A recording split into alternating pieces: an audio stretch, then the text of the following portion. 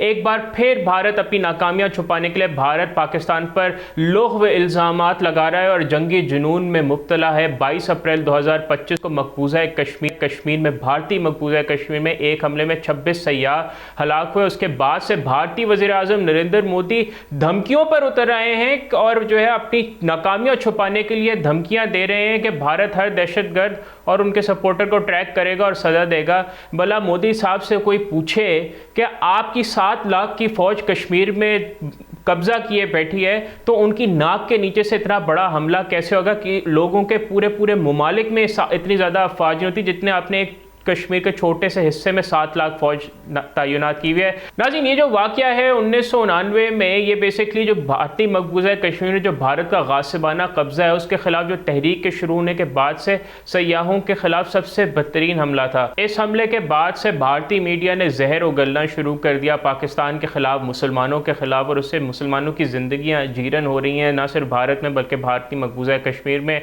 और मौके की ताक जानते हुए भारत ने अपने जंगी जुनून जाहिर करना शुरू कर दिया जो पूरे खत्ते के इस्तेहकाम के लिए बहुत बड़ा ख़तरा है और भारत की एग्जिस्टेंस से पूरे रीजन के लिए बहुत बड़ा ख़तरा है। और नाज़रीन, भारतीय नेवी ने 27 अप्रैल को लॉन्ग रेंज मिसाइल्स ड्रिल्स के साथ बेसिकली अपने जंगी जुनून का साइन किया और फिर उन्होंने कई पाकिस्तानी सफारतों को मुल्क से बाहर निकाला।